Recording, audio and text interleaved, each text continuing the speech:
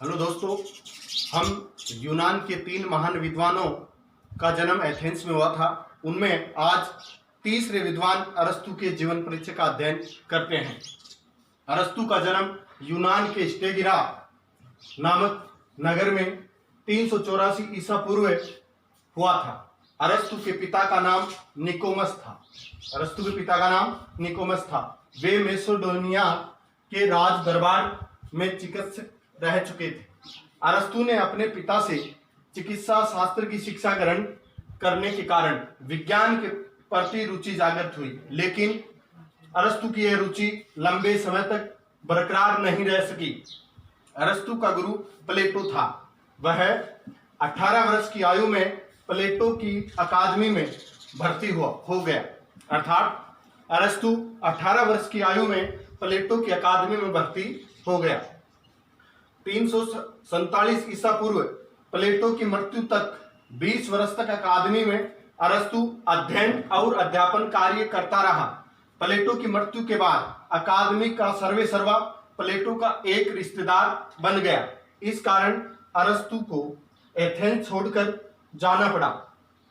346 ईस्वी पूर्व मकदूनिया के राजकुमार सिकंदर का शिक्षक बनता है।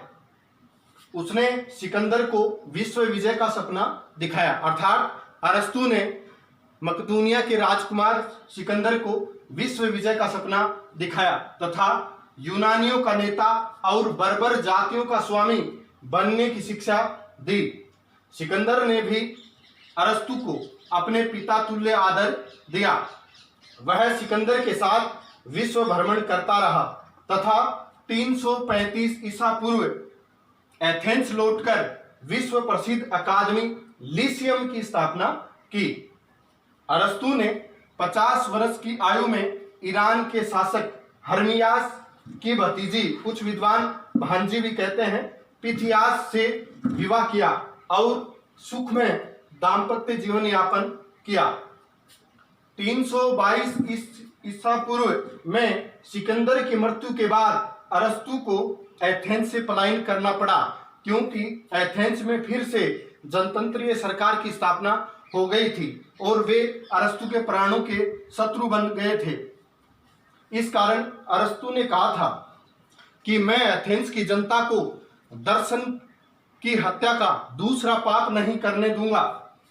तथा उसी वर्ष केलियस नगर में अरस्तु की मृत्यु हो गई तथा कुछ विचारक ये कहते हैं कि अरस्तु की मृत्यु न होकर के अरस्तु ने आत्महत्या की थी। अरस्तु का गुरु प्लेटो एक आदर्शवादी विचारक था, जबकि अरस्तु स्वयं एक यथार्थवादी विचारक था। यह अरस्तु ही विश्व का पहला यथार्थवादी विचारक था।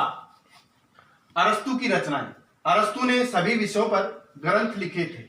अरस्तु के ग्रंथों की संख्या 400 के लगभग बताई जाती है। अरस्तु के प्रमुख ग्रंथ इस प्रकार हैं। राजनीति पर लिखे गए ग्रंथ हैं पॉलिटिक्स, द कॉन्स्टिट्यूशन, अर्थात राजनीति पर 2 ग्रंथ अरस्तु ने लिखे थे, तथा तर्कशास्त्र पर फिजिक्स, डी एनिमा तथा द टॉपिक्स 3 पुस्तकें अरस्तु ने तर्कशास्त्र पर लिखी थी। तथा भौतिक विज्ञान पर भी अरस्तु ने अपनी पुस्तक लिखी जिसका नाम है मेट्रोपोलॉजी। तथा शरीर विज्ञान पर लिखी गई पुस्तक है स्टोरीज ऑफ एनिमल्स। अरस्तु की अध्ययन पद्धति।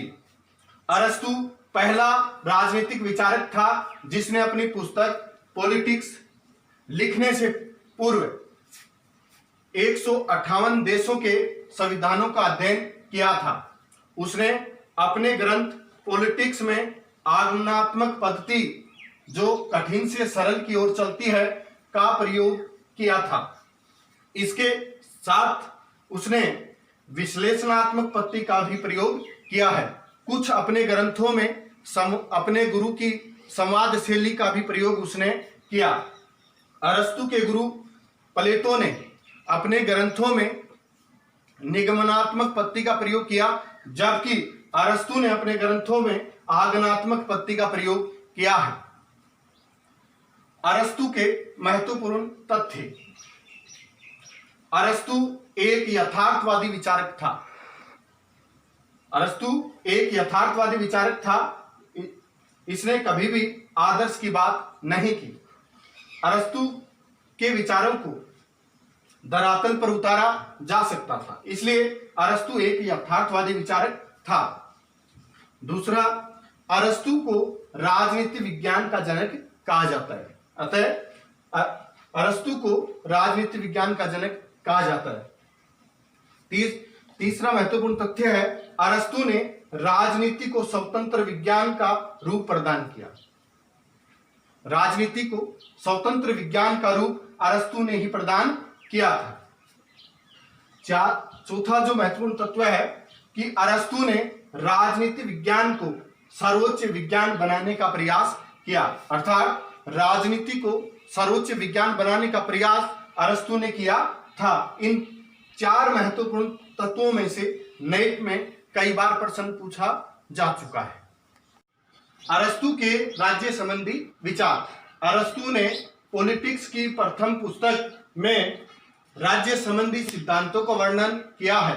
अरस्तु के राज्य संबंधी विचार इतने सुव्यवस्थित हैं कि अरस्तु के 2500 वर्ष बाद भी उनकी प्रामाणिकता को स्वीकार किया जाता है। अरस्तु के राज्य विषयक विचार इस प्रकार हैं। इसमें पहली विशेषता है कि राज्य की उत्पत्ति। प्लेटो की भांति अरस्तु भी राज्य को एक प्राकृतिक संस्था मानता है, जिसका जन्म और विकास प्राकृतिक रूप से हुआ है, अर्थात राज्य की उत्पत्ति अपने आप हुई है। राज्य की उत्पत्ति किसी व्यक्ति ने नहीं की है। राज्य कोई कृत्रिम संस्था नहीं है। मनुष्य एक राजनीतिक प्राणी है, अर्थात अरस्तु का मानना है कि मनुष्य एक राजनीतिक प्राणी है जो अपने स्वभाव से ही राजकीय जीवन के लिए बना है। अर्थात अरस्तु ने कहा है कि दास, स्त्री और पुरुष अपनी सामाजिक, भौतिक और सांस्कृतिक, शारीरिक और मानसिक आवश्यकताओं के लिए एक दूसरे के प्रति आकर्षित होते हैं और इनके मेल से या इनके संयोग से परिवार का निर्माण हुआ है।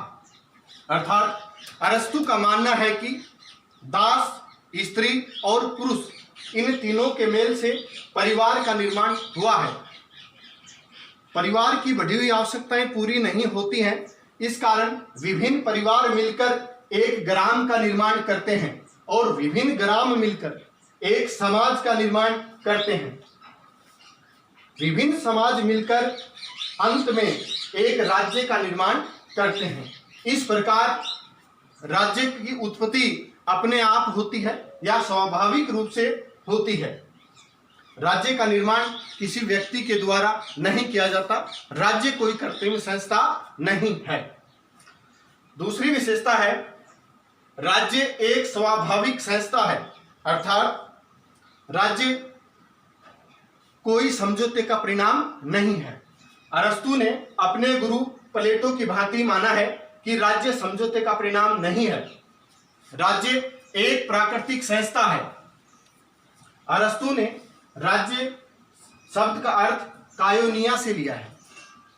कायोनिया शब्द का अर्थ है समुदाय, अर्थात अरस्तु ने राज्य को कायोनिया या समुदाय कहा है, जिसके बिना मनुष्य का जीवन संभव नहीं है। अर्थात व्यक्ति का जीवन समुदाय के बिना संभव नहीं है। इसकी तीसरी विशेषता रही है, परिवार की भांति राज्य भी स्वाभाविक संस्था है। अर्थात परिवार की भांति कि परिवार का निर्माण स्वभाव स्वरूप हुआ है, उसी प्रकार राज्य का निर्माण भी अपने आप हुआ है। तीसरी विशेषता है, राज्य सर्वोच्च समुदाय है।